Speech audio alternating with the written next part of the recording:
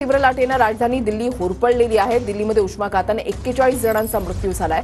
मृतांमध्ये 25 निवडणूक कर्मचाऱ्यांचा समावेश आहे। पूर्व भारतामधील उष्णतेची लाट 2 दिवस कायम राहणार आहे।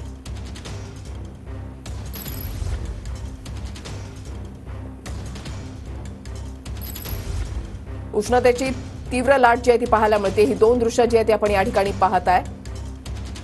नागरिकांनी काळजी घ्यावी असं प्रशासनाकडून आवाहन केलं जात आहे। नागपूरमध्ये उष्णतेची लाट जी आहे ती कायम आहे, तर दिल्लीमध्ये उष्माघाताने आतापर्यंत 41 जणांचा मृत्यू झालेला आहे। रस्त्यावर शुकशुकाट जो आहे तो पाहायला मिळतोय। सकाळी 9 आणि 10 वाजल्यापासूनच रस्त्यावर शुकशुकाट ठिकठिकाणी पाहायला मिळत आहे। नागपूर आणि दिल्लीमधले अपडेट्स आणि उष्माघातासंदर्भातले अपडेट्स आपण जाणून घेणार आहोत। आमचे प्रतिनिधी गजानन उमाटे आमच्या सोबत आहेत। गजानन, पारा वाढलेला आहे, नागपूरमध्ये उष्णतेची लाट कायम आहे आणि दिल्ली सुद्धा आता होरपळतीये।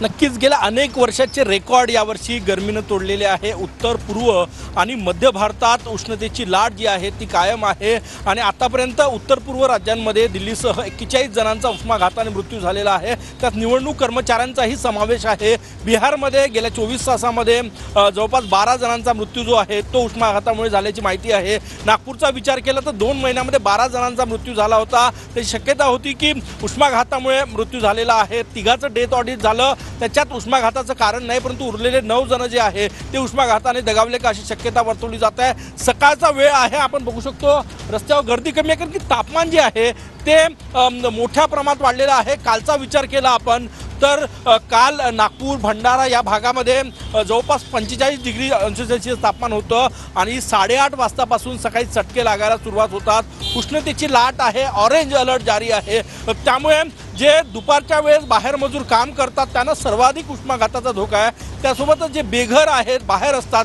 त्यांना जास्त उष्माघाताचा धोका आहे।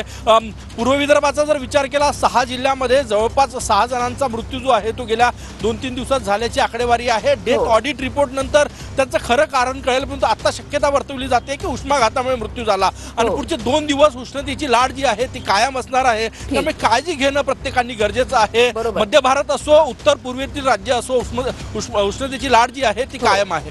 नक्कीच, धन्यवाद गजानन दिलेल्या सविस्तर माहिती।